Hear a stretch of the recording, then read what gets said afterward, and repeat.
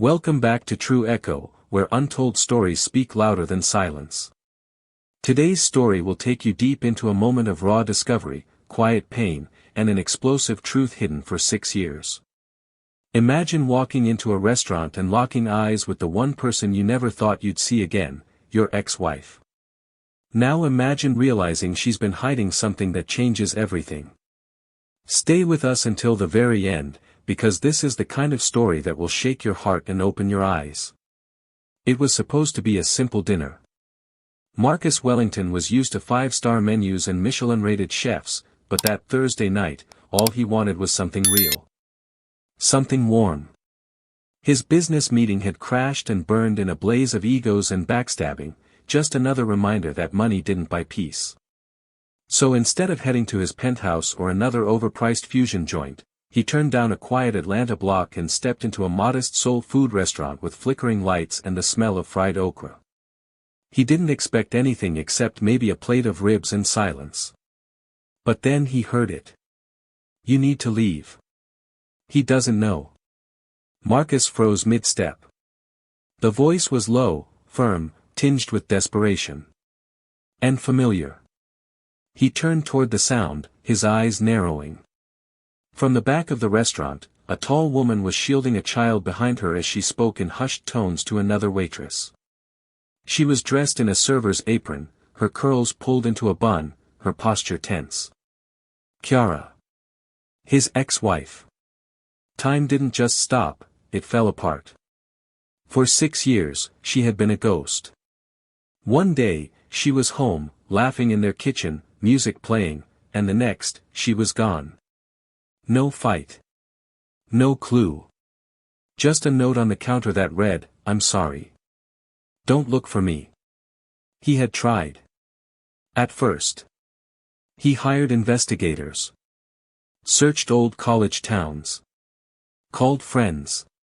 But eventually, he buried the ache beneath business success and cold ambition. Yet here she was.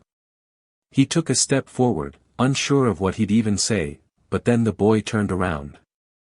Everything inside Marcus crashed into silence.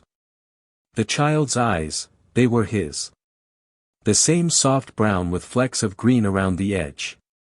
The same shape, same depth. It was like looking into a mirror frozen in time. Marcus staggered slightly. He gripped the back of a chair to steady himself. Chiara hadn't seen him yet. She was too focused on calming the other waitress. But the boy. The boy stared straight at Marcus, curiosity blooming in his face. And then Chiara followed his gaze. Their eyes met. Panic.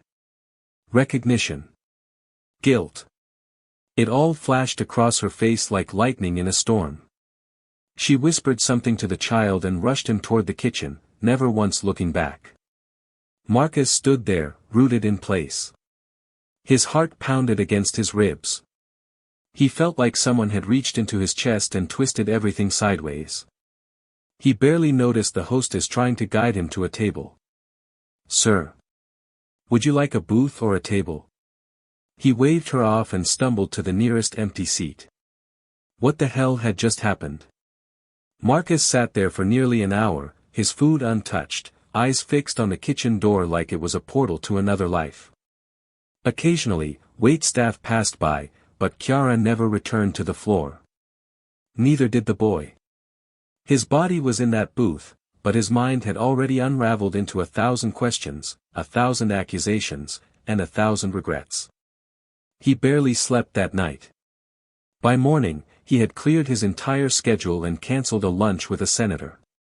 None of it mattered. There was a storm inside him that no boardroom victory could quiet. The next day, he returned to the restaurant. Same booth. Same time. This time, she saw him as soon as he walked in. Her body stiffened. She grabbed a menu and handed it off to another server like she didn't trust herself to keep her hands from shaking. But still, she avoided him, glided past his table 3 times without even looking down. He didn't call out. He didn't make a scene. He waited. When the bill came, it wasn't from her. He scribbled a tip far beyond generous and slipped his business card underneath the plate. "Call me. We need to talk." No call came that night. Or the next. So he came back again. Day 3, she was still evasive, working the opposite side of the dining room. It was like watching someone live with a ghost in the room. She knew he was there. He knew she knew.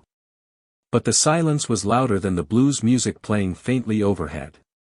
On the 4th day, she finally approached. She didn't greet him.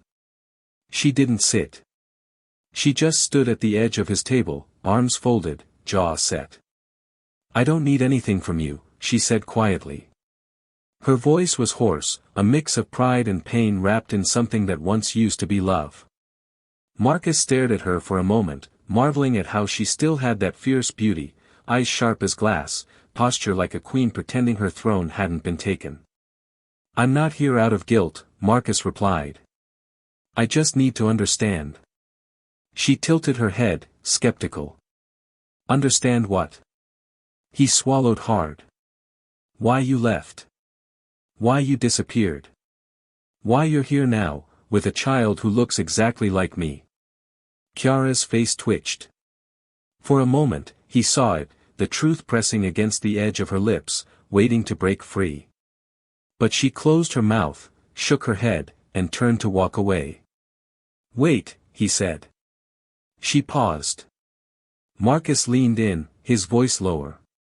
"If I did something, if I hurt you in ways I didn't even see. I want to know. I need to know. Because that little boy, he deserves the truth. And so do I." The crack in her composure deepened. She didn't answer then. But the next day, when Marcus returned, she was already seated at his booth. It felt like they were in another life again. But this time, no wedding rings, no luxury car waiting outside. Just two people sitting in a cheap booth, on the wrong side of everything they used to be. Chiara's hands were trembling as she spoke. "It wasn't just one thing," she began. "It was all of it. The slow, creeping rot. The looks I got at your business dinners. The way your assistant would introduce me as your friend even though we were married. The way your board members smiled when I walked in but never spoke to me again after I left the room." Marcus flinched. "I thought if I stayed long enough, I could outlast it. That your love would be enough to shield me from everything else. But then one night, I heard your VP joking about my skin. About how you'd done your woke charity for the year. And you just laughed." Marcus opened his mouth, stunned. "You didn't even realize it," she said. "You were rising so fast, you didn't notice the people you were standing on. Including me." He wanted to argue. He wanted to tell her she was wrong. That he loved her. That he always had. But deep inside, something darker whispered, "She's right. You didn't see. I left because I couldn't be invisible in my own marriage," she said. "And I didn't tell you about Elijah because I didn't want him to grow up feeling like he had to earn your world's approval just to exist in it." "Elijah," Marcus whispered. Chiara reached into her apron and pulled out a photo. Worn at the edges. A smiling little boy in overalls, a missing front tooth, standing in front of a school science fair project with pride on his face and Marcus's eyes staring out from beneath a mop of curls. "He's 6, she said. Marcus stared at the photo like it might dissolve in his hands. His voice was just a breath, "He's mine." Chiara nodded. And just like that, the floor beneath Marcus cracked open. Marcus sat motionless, the photo of Elijah resting in his hands like a fragile artifact. His lips parted slightly, but no words came. The booth felt colder. Smaller. He had spent years building towers of wealth and legacy, never knowing that his own blood was growing up just a few miles away, without his name, without his protection, without his love. Chiara kept her eyes down, folding the frayed edges of her apron, voice steady but distant. "I didn't want to punish you, Marcus. couldn't watch you become someone I didn't recognize. You were always chasing bigger rooms, higher floors, and I was just trying to survive in the lobby. He flinched. Not because it wasn't true, but because it was. In those early years, Chiara had matched his hunger step for step. They were partners, equals, both working long nights, dreaming of what they'd build together. But once Marcus's tech company took off, and the first million hit the account, everything changed. The parties became wider. The rooms became colder. Chiara became more and more like a ghost in his success story, someone he loved, but didn't fight for. I should have looked for you harder, he said, finally finding his voice. I gave up too soon. Chiara's expression softened. Just a little. You didn't know what to look for. Outside, rain began to patter against the restaurant's front windows, streaking the glass like falling lines of time they could never reclaim. Marcus leaned forward, elbows on the table, desperate to close the canyon between them. I don't want to run anymore, he said. From you. From him. I want to know my son. Chiara studied him, her jaw tight with years of withheld anger and bruised love. And what happens when your board finds out, she asked. When the press starts digging and realizes the man they praised for innovation has a hidden child and a waitress ex-wife? Marcus didn't blink. Then let them find out. Her eyebrow lifted skeptically. I've built my world from nothing, he continued. But if that world can't handle the truth about the people who made me who I am, then it's not a world worth keeping. Silence fell again.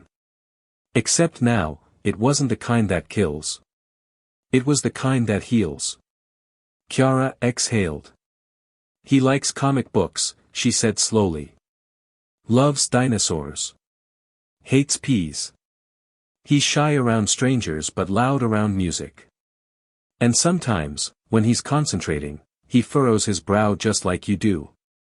A smile cracked across Marcus's face for the first time in days. Can I meet him? He asked. Chiara hesitated. Her fingers traced the rim of her water glass. Then finally, she said, not yet. But maybe. That was enough for now. 2 weeks passed before she invited him to a small park on the east side of Atlanta. A place tucked between a quiet elementary school and a worn basketball court with double rims.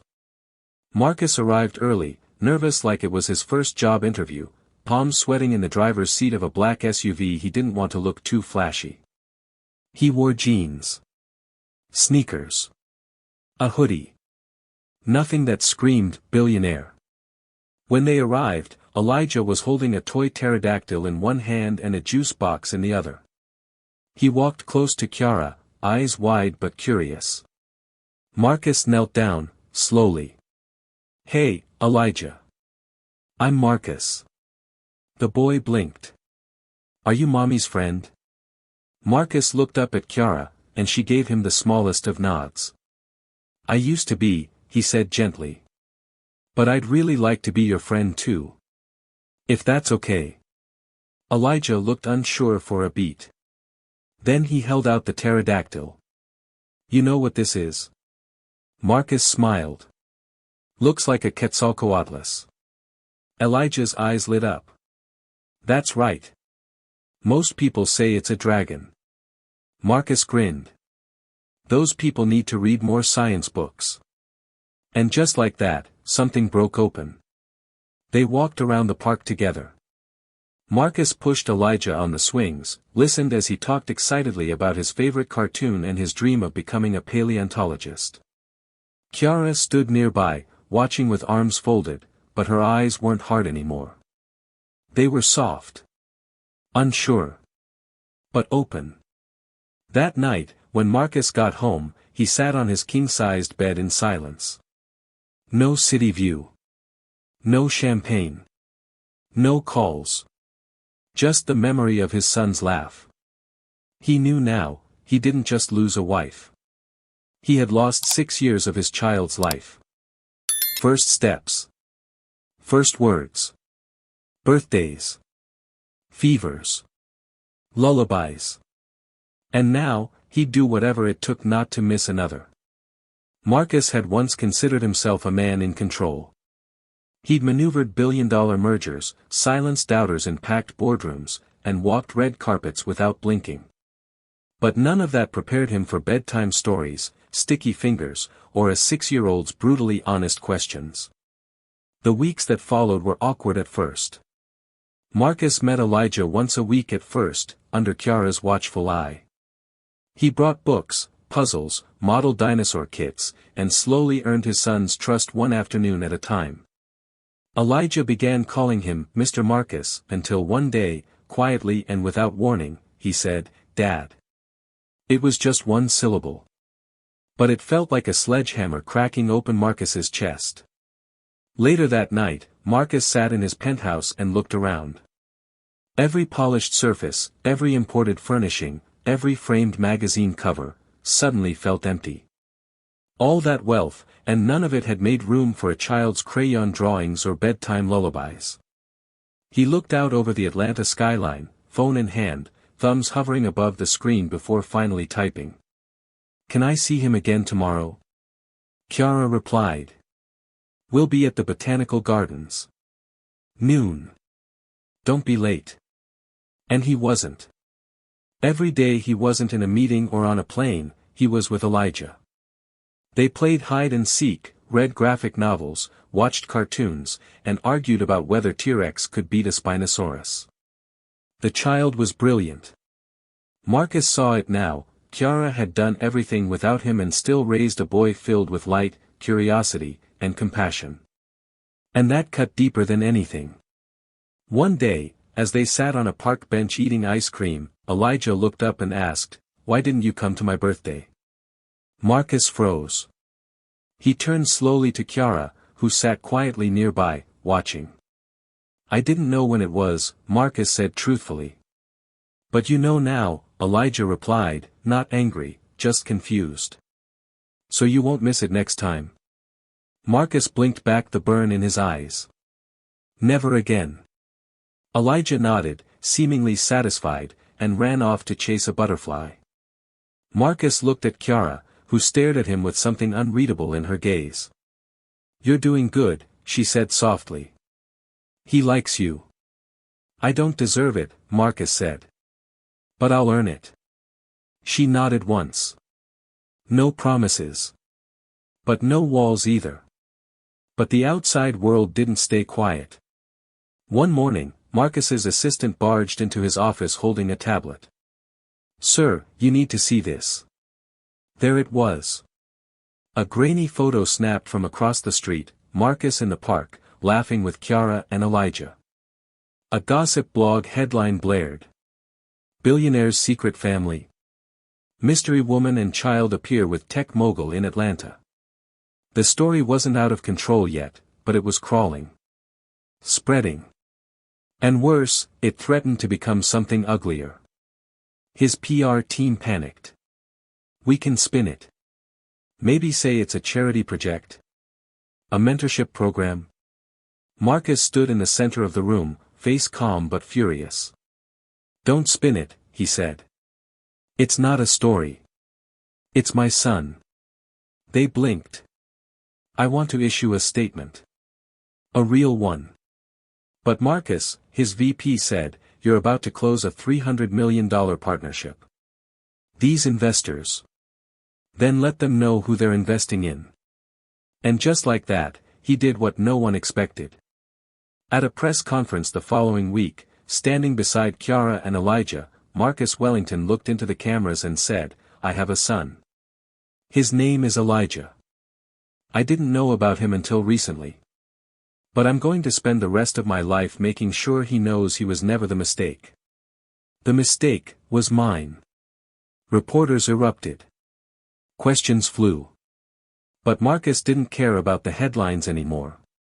He cared about the boy squeezing his hand tight. That night, after the dust settled, Chiara sat across from Marcus in her modest apartment. Elijah was asleep in the next room, cartoons still softly playing on the screen. "That was brave," she said. "And foolish." "Maybe," Marcus admitted. But it was real. Chiara smiled, the first real one in years. He's lucky to have you now. I'm lucky to have both of you, he said. Then, after a pause, Chiara. I don't want to just be a weekend dad. I want to be part of every decision. School, bedtime, college savings. All of it. She studied him carefully. You're really in this? He nodded. I'm not going anywhere again. Outside, the city moved like it always did, fast, loud, and unforgiving. But inside that quiet apartment, something unexpected had begun. Forgiveness. Marcus didn't just want to be present, he wanted to be involved. And that meant learning how to show up in ways he never had before. Not with a checkbook. Not with promises. But with consistency. And that didn't come easy. He was still Marcus Wellington, the CEO of a multimillion-dollar software empire. His days were packed with decisions that could ripple through markets. But now, they started differently. With 6 a.m. dinosaur trivia, spilled cereal on suits, and the daily struggle of getting Elijah to put on matching socks. Every second he spent with his son revealed something new. Elijah was obsessed with space. He could name every planet and even knew the difference between a nebula and a quasar. He loved music, too, especially jazz. He hummed Thelonious Monk while brushing his teeth. Marcus couldn't believe how much he'd missed. And he couldn't believe how easily he was falling in love with fatherhood. But it wasn't just about Elijah. It was about rebuilding trust with Chiara. They kept things civil. Focused on Elijah. But sometimes, in quiet moments, like during a school recital or shared pickup duty, he caught her looking at him, not with bitterness, but with something resembling curiosity. Like she was seeing a man she didn't quite recognize. A better version of the one she left. One night, after Elijah had fallen asleep during a movie at Marcus's penthouse, Chiara stayed behind to help clean up. As she stacked empty popcorn bowls, Marcus turned to her. Do you ever regret it? He asked. She paused. Regret what? Leaving. The way you did. Chiara didn't answer right away. Instead, she walked to the massive floor-to-ceiling window, staring out over the glowing Atlanta skyline. I regret that it had to be that way, she said quietly. But no, I don't regret choosing peace. I couldn't keep shrinking myself so you could grow. Marcus stood beside her, his reflection next to hers in the glass. I see that now. She looked up at him. Do you? I do. And I see what it cost you. What it cost us. What it cost Elijah. There was a beat of silence between them. I'm not asking to fix the past, he added. But maybe, we can build something better for his future. She didn't say anything. But she didn't walk away, either. The next week, Marcus took Elijah to his office for the first time. Not as a secret. Not as a risk. But as his son. His team had decorated a small corner office with space posters and a mini desk with crayons and Legos. Elijah walked in wide-eyed, touching everything. Is all this yours? He asked. No, Marcus smiled. Today, it's yours. That morning, he canceled meetings and let his son run the company. Elijah made executive decisions like ordering pizza for lunch and insisting everyone take a break to play a trivia game. The staff loved it. But what struck Marcus most was watching how the office responded to his presence. Not just because he was a CEO. But because he was a father. One of his board members, an older white man who'd once criticized Marcus's personal distractions, stopped by and watched Elijah play. Then he pulled Marcus aside. I misjudged you, he said. You're becoming something far more impressive than what's on your resume. It was the first time Marcus didn't care about a compliment. Because for once, his validation didn't come from status, it came from his son's smile. That night, Marcus held a private dinner at a foundation gala. The guest of honor? Chiara. She didn't know why she was invited. She thought it was a gesture. Maybe a polite nod. But when the lights dimmed and the MC took the stage, Marcus stood and cleared his throat. I built a company that changed my life. But I ignored the people who gave me the strength to build it. One of them is sitting right here. All eyes turned to Chiara.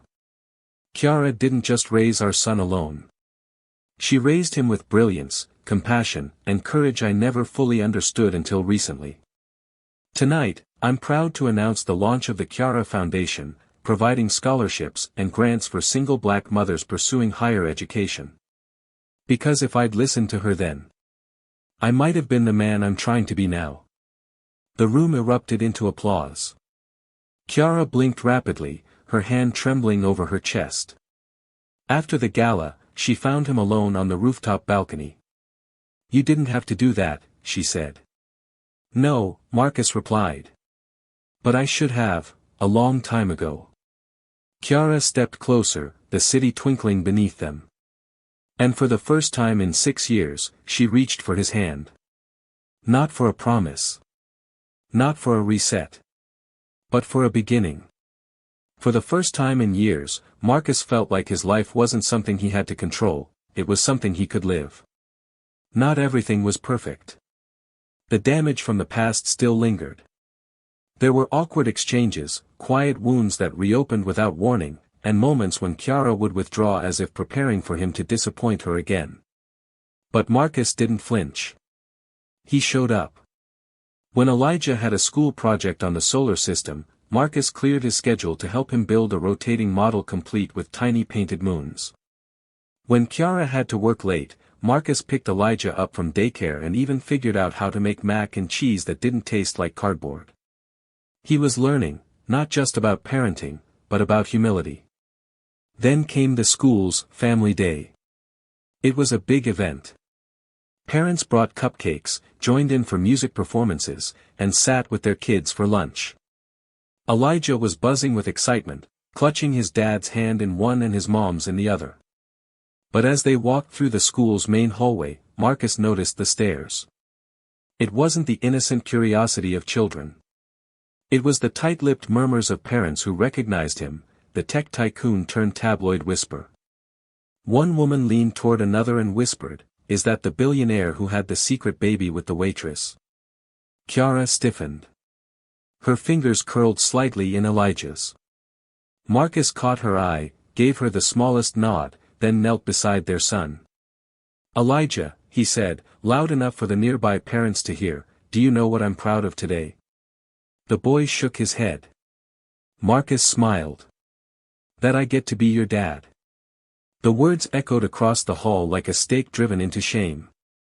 And Chiara? Her shoulders relaxed. Just a little. Because for the first time, Marcus wasn't just standing next to her, he was standing with her. During the event, Elijah gave a short speech about his favorite person in the world. Everyone expected him to talk about superheroes or dinosaurs. Instead, he looked right at Marcus and said, "I like my dad. He's funny and he tries hard, even when he's bad at cooking." The room erupted in laughter. Marcus felt something deep in his chest, something healing. Afterward, as they walked back to the car, Chiara spoke quietly. "That used to be my fear." "What did?" "That if you came back into his life, you'd want to take over. Control everything. Rewrite the story." Marcus looked at her. "I don't want to rewrite it. I just want to be in the rest of it." She nodded slowly, eyes misty. "He's lucky. But so are you." They drove home in silence, not because there was nothing to say, but because, for once, nothing needed to be explained. But not everyone was happy about Marcus's transformation.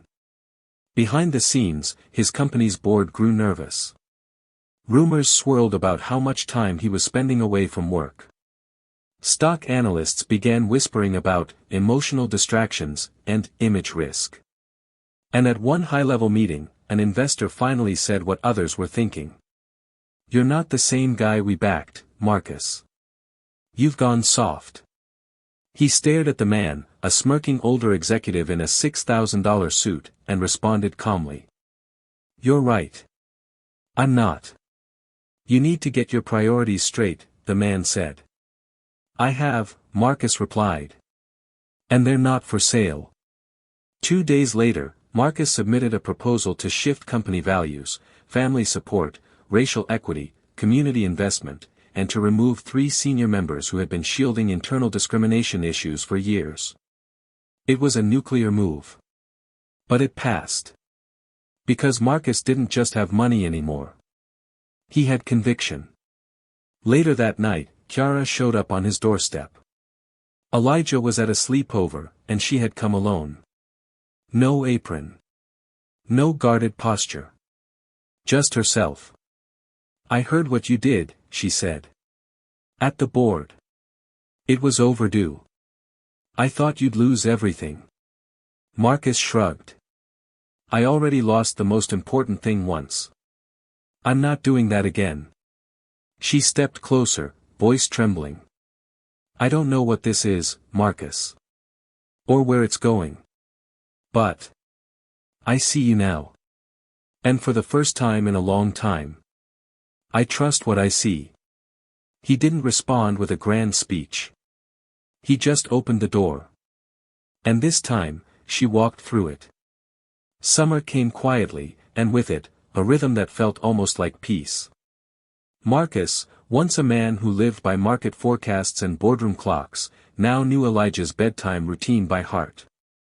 He'd learned to hum lullabies off-key and could name every Marvel hero in order of coolness, according to a very opinionated 6-year-old. Weekends were no longer about exclusive retreats or yacht parties, they were filled with soccer games, science fairs, and early morning pancake breakfasts that usually ended in a mess. But the biggest shift wasn't just in Marcus. It was in them.